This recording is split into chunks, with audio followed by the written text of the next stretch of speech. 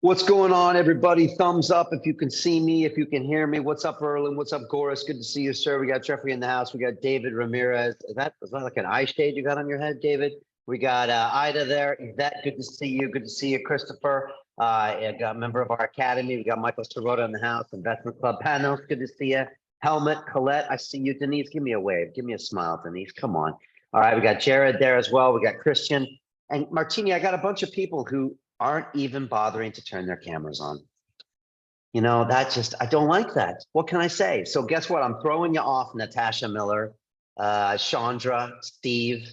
I'm throwing anybody off who's not wearing a tie and doesn't have your camera on. All right. I'll let the tie slide. All right, Erland, but turn the cameras on. Thank you, Colette Armstrong. I need your positive vibes. I need to see the whites of your eyes because I'm here live. I just got done with a 2-hour broadcast with Ed Dowd, who was talking about all sorts of crazy stuff, banking crises, vaccine stuff, epidemic and pandemic stuff. And a lot of that, I want to talk to you about what he told me. And I'm going to share with you what's really going on with the banking crisis, with the Fed raising rates, and also some incredible ways to actually invest right now and profit. How many people give me thumbs up if you're a little spooked out by all these bank failures and inflation going through the roof and wondering what the hell's going on, right? Yeah, as you should be. And so I want to try to see if I can explain some of this today.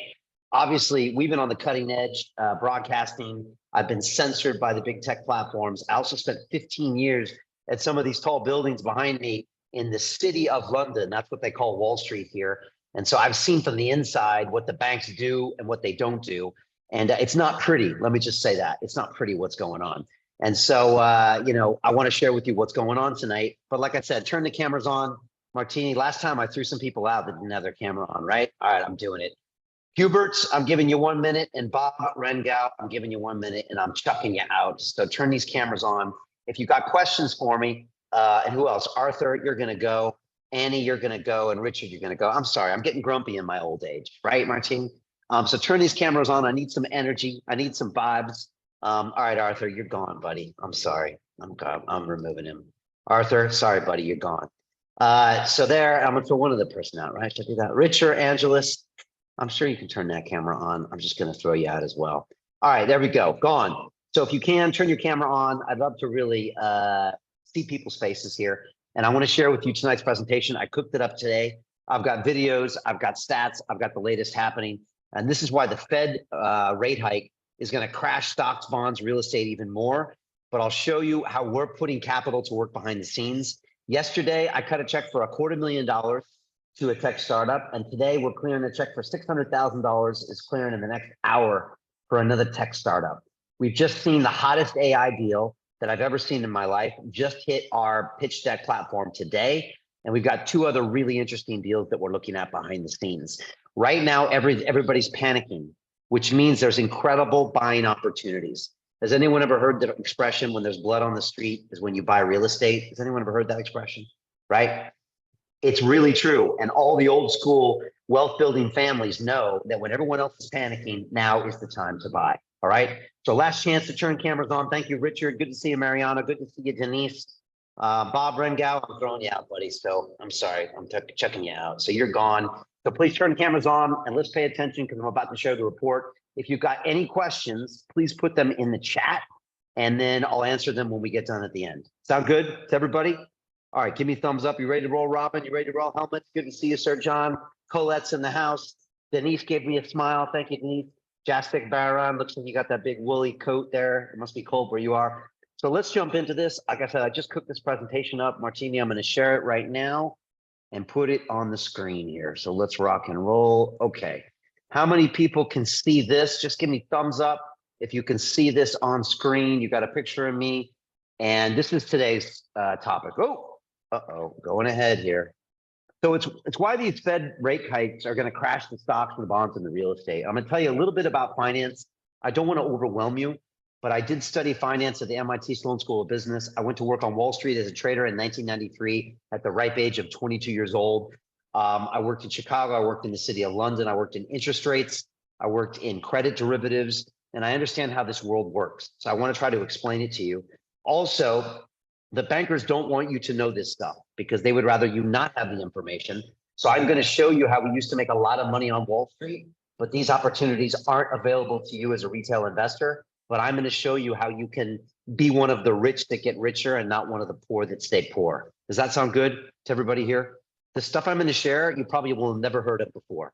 And that means I'm probably doing my job correctly. So let's jump into it. All right. First of all, big news we can see, this is out on Reuters, which was today.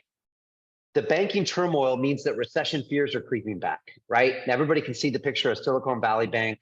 It got shut down, right? Signature Bank going down. Republic Bank maybe soon to go down. Banks that I used to work for in the city in these buildings behind me called Credit Suisse going down, right? I used to have some of my best customers at Credit Suisse. They paid me millions of dollars of fees when I was in banking, and now they're gone. So this stuff is really rattling everybody around the world. And I'm going to show you why it's happening. And again, how we can actually profit from this while it's going on. The other thing we're seeing is that the Bank of England right here, this is according to the BBC News, I guess we can believe some of what they say, it's on heightened alert for further banking turmoil.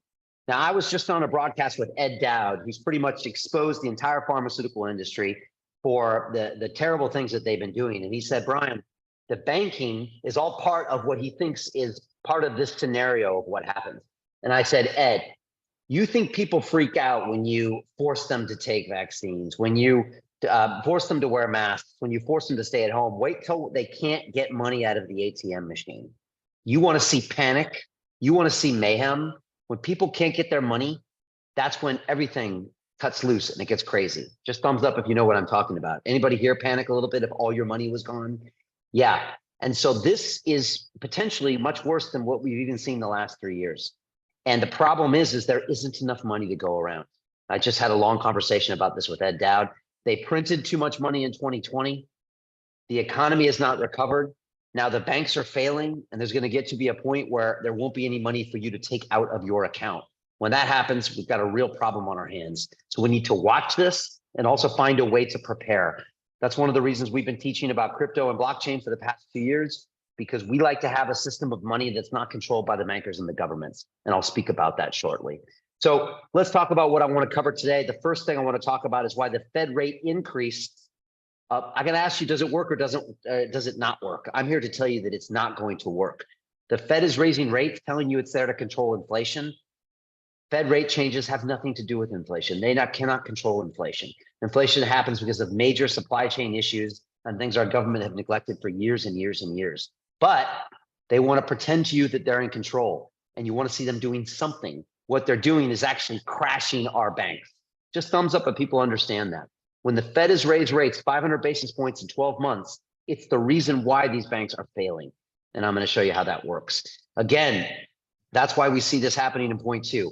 Silicon Valley Bank, Credit Suisse, potentially Deutsche Bank, Republic Bank, Signature Bank, all these banks are potentially failing. And that's got your deposits in them. And it's not obvious our governments are going to guarantee that. What happens after it comes to America? It goes to Europe. What happens after Europe? It comes to the UK, and it goes everywhere. Last thing I want to tell you, because I hate to be doom and gloom, is there are actually incredible ways to profit from this right now. And I think it's important for us to put our money where our mouth is. It's also a way that we can ensure there's a future that we want to be a part of. I want to invest in companies that are going to protect my future. That means gives me an open and transparent way of having my money. I want AI that's going to be decentralized and not in the greedy paws of Microsoft. I want money that's not going to be in the hands of the bankers, that's going to be on a blockchain that we can control. How many people want to see a future like that? Just give me thumbs up if you do. I want a metaverse that's open, that's not controlled by Mark Zuckerberg. Does anybody want that? This is what we do here. This is why we've been working on the blockchain. This is why we work with all the companies that do that. And that's what I want to talk about today. Because when everyone else is in panic, it's the ones that can be focused and that can have the steely nerve that are the ones that clean up in markets like this. By the way, millionaires and billionaires are built in bear markets, not in bull markets. Does everybody know that? Just thumbs up if you know what I'm talking about, right? All the great fortunes, all the great companies that were built were actually built in difficult times. Google was built at the end of a tech crash. I was in it in New York City in the year 2000, tech crash. Google was built in 2003 from the ashes. Most great companies were built when everybody else was panicking and they thought, oh, nobody wants to talk about that anymore. And people quietly built these amazing empires. And that's what we're actually doing right now behind the scenes. So let's jump into it, all right? And I want to share with you the hot deals we're currently investing over $1 million in, and I want to share with you what they are. I want to show what they are, and I'm going to show you actually how you can get involved in them as well and find them yourself. So what actually happened over these last few weeks? I want to break down some of the things that actually happened versus what the media told you. First of all, Silicon Valley Bank collapsed in the period of about 48 hours, which is unheard of in history. We've seen bank runs before. Okay, it starts off with a few rumors, a few people get some of their money out, a few more people panic, but these things take days and weeks and sometimes months. We've never seen a bank run happen this fast from a bank that was so revered by technology and people all over the world. It was worth $100 billion a few weeks before, and now it went to zero. Pretty crazy to see what happened. Social media spread everything, and it all really kicked off really, really fast about 2 weekends ago. Actually, I think it was 3 weeks ago, 2.5 weeks ago. And I watched it all happen in real time while I was talking to all of my former banker buddies in New York City, all of the portfolio companies we manage, and all the people I know in crypto. The next thing we saw is that Biden assures the banking system is safe. The Fed came in, the FDIC came in, and it insured the deposits of Silicon Bank. Let me see, by the way, as a poll for everybody here. Thumbs up if you think that was the right thing to do. Thumbs down if you think they should have let it all fail and everybody lose their money. Can I see thumbs down? So thumbs down, Ida said thumbs down, Jeffrey said thumbs down, Goris said thumbs down. I guess you didn't have money in those banks, did you, Goris, right? Anybody else think thumbs up? Okay. Now, I'm not saying they should have saved the bankers and they should have lost their money. I'm not saying you should have saved the bondholders. They knew there was risk. But for the people that had deposits in there, I think the Fed jumped in because they realized that that could be any one of us. Okay. It happened to be a bunch of really wealthy Silicon Valley people. But if you worry that your money isn't safe in the bank, there starts to be a real problem with the economy. Does everyone kind of get that, right? How many people have money in the bank right now? Come on, put your hands up. Even if it's only a couple bucks. We all have money in the bank. It's something we've been bred to do, right? Our future generation will know. My little boys, they're 5 and 6 years old. And the other day we walked by and they're like, Daddy, what's a bank? Like, what's a bank? Like, why? We don't go in there. What's it for? And like, they're going to grow up understanding their first money is going to be in a crypto wallet. You know, they're going to understand other things. But most of us want to know our money is safe in a bank. If we were told tomorrow that your bank money wasn't there, everyone would panic. So the government guaranteed those deposits, but that sets up more problems. Are they going to guarantee them all? They haven't guaranteed them all. And so this becomes this whole problem on who gets guaranteed and who doesn't. It becomes very political. This man here wants to get reelected. And so he's doing things based on that, not based on the right economic circumstances. So again, what happened after that? All the banks fell off and they sold off even more because everyone was panicked. And right now, if you're a regional bank, as in not one of the big global banks like Citibank and Goldman Sachs and all these people that used to be my clients, you're worried that you're going to be next because you've been buying long-term treasury bonds with your customers' savings deposits last year. And over the last 500 basis point hike in Fed rates, all those bonds have been started off worth 100 out of 100. Then it was 98, 96, 95, 92. They don't have the money left anymore to give you your deposit money back. When that happens, there's a real problem. So this is panic. We got to figure out what we want to do. Are you going to stay steely nerved and go ahead and push through this? Or are you going to freak out, try to take your money out and go out somewhere and like live off the land? This is where we're at right now. Again, fortune favors the brave in situations like this. What else happened next? Stable coins depegged. Thumbs up if you hands up if you have any crypto. Ethereum, Bitcoin, stablecoin. Okay, good. All right, good. So you're all kind of at least awake about that stuff. USDC depegged. Now I've spoken to Jeremy Allaire, the CEO of Circle that runs the stablecoin. I had him on my show about a year ago. One of the smartest guys I met was an internet pioneer. His company had $3 billion in a savings account in Silicon Valley Bank. Boggles my mind. I was the CFO of a company in my day. If I was the CFO of that company, I would have been fired. You don't keep $3 billion in an unsecured bank account that's insured up to $250,000. You just don't do that. We're going to find out one day why they did that. Okay. There was a lot of pressure on the bank to get these people to leave a lot of money on savings there, and they would get perks, and there were, threats and things. But to see this happen, this is what happened next. USDC depegged when Circle confirmed that this money was stuck in Silicon Valley Bank. Shocking. Okay. And again, this was supposed to be the best stable coin out there.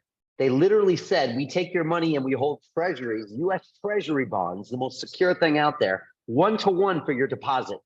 They literally said that. It was audited and everything. I mean, we found out that wasn't true. 3 billion of that, by the way, which is about 10% of the market value of the stable coins, was in Silicon Valley Bank that was assumed to be zero over the weekend 2.5 weeks ago. Is everybody with me here so far, right? That's why it says USDC has lost 10% of its value. It looked a little bit like this. Does everybody see that flat line to the left, right? That just is at 1, because the stable coin should stay at $1 its entire life. All of a sudden, panic. It got down to, it says on this graph, 0.88. I was in Paris at the Paris Blockchain Summit last week, and I met a guy and he said, Brian, I was in Europe and it dropped down to 0.82 cents against the euro. It was suspended on Coinbase. It was suspended on a bunch of exchanges. He said, I bought it as low as 82 cents or euros against that dollar. I was like, wow. So panic. Nobody wanted to touch this. They thought it was going to zero. This would have wrecked all of crypto if there's a stablecoin depegging. I mean, it would have been really, really, really bad. So these are the kind of things that happen. Of course, it recovered after things were guaranteed. It went back up to 1 and everyone's acting like nothing ever happened, but a lot did happen. And we're starting to see how fragile the banking system is. Can I just get a show of hands? Hands up if you believe that the system is fragile and it's very hard to trust the banking system or the Federal Reserve. Yeah, that they might have just been told, they could totally lie to us, right? And you could wake up one day and they'd say, oh, by the way, you can't get your money out. By the way, this happened in Beirut, right? This happened in Malta a few years back. You go to get your money and they're like, I'm sorry, you can't have it. They're like, don't worry, it's here, but you can't have it. This has been going on in Beirut, Lebanon now for years. You cannot get your money out. In Malta, they came and said, guess what? You can have 50 or 60% of your deposits. That's it. That's no way to live. We really have to look at this and start engineering our financial system differently, which is one of the things I want to talk about today. So what happens on the back of this? You tell me, Erlen, what happens? Jeffrey Hustler, Christopher, David, what happens? People flock to an asset they can trust. What's the asset they can trust? Who would have figured?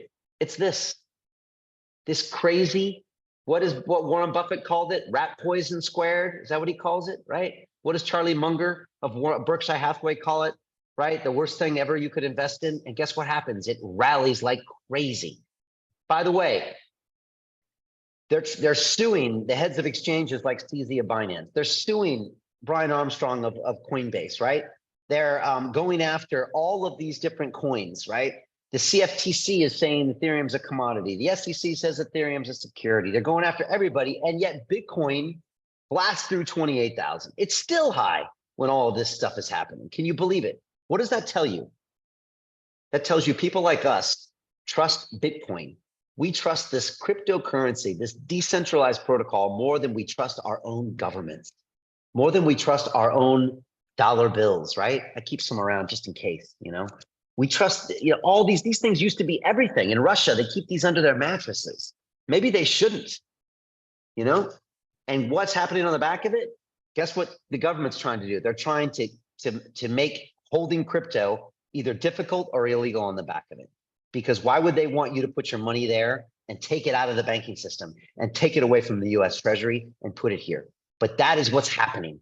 So this is a clear sign that blockchain and Web3 is where the world is going. Is everybody with me here so far? All right, I want to make sure you're with me. Again, I know most of you understand what I'm talking about. One thing I've been surprised over 12 years of broadcasting on London Real, whenever I start talking about this, the public is smarter than people give credit for. I think all of you fundamentally understand this. At least you know when something's not right. And that's what's happening right now. This is why we are now investing in all things Web3, which is the future of the blockchain, which is what all businesses will migrate to. And that's why we're excited about it. So then what happened? The Fed still decides to increase rates by 25 bips, even though banks are failing left and right. Fed has told the public that when inflation is above 2%, we have to move. So if they didn't do this, they would have lied to you that they think Fed funds affects inflation. So in order to cover up a lie, they tell an even bigger lie, right? Has anyone ever done that in their past? Come on, when you're 7 years old and you steal the candy, and then mom asks, where's the candy? And you say, oh, a big monster took it. And then when she said, where's the monster? And you're like, oh, an alien took it. Like, you have to tell more lies.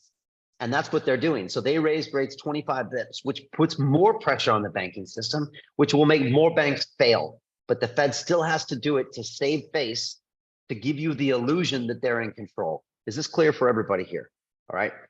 And again, I worked in banking. I know all this stuff. I've spoken to Jim Rickards, who wrote a book called The Death of Money. And he said, Brian, There is no correlation between Fed increases in rates and inflation. One has nothing to do with the other. You cannot change it by moving these rates up, and yet they still did. So you're going to see more banks fail. You're going to see more recessionary pressures, and you're going to see more money try to go into crypto going forward. It's going to strain you, and you're going to need to have a plan for your capital. That's what I have to say. You're going to have a plan, and leaving it in a bank or trusting it with a system like this in fiat currency is a very, very dangerous thing to do. And so again, it's not just me. Experts are predicting more bank failures in the US on the back of these interest rate hikes, right? People are predicting it everywhere. I've got Jim Rickards back on here on Tuesday. I had Robert Kiyosaki here live yesterday, author of Rich Dad Poor Dad. And he said, Brian, they're trying to turn this whole system of capitalism into Marxism. They're trying to turn capitalism into communism. How many people feel that out there? Just give me thumbs up if you can feel that, right? Communism is all about removing your property rights. Does anyone here want your property rights taken away from you? Raise your hand if you don't want your property anymore, right? When you don't have property rights, you don't have freedoms. When you don't have ownership over your money, which by the way, they're trying to take away from you, then you don't have freedom. I can't even have freedom of speech if I don't have financial freedom. And they're trying to take all of this away from you. They do it slowly. Right here is what they're trying to do. They're trying to centralize banking. That's what Robert told me. And what comes after this? Has anyone ever heard of something called a CBDC?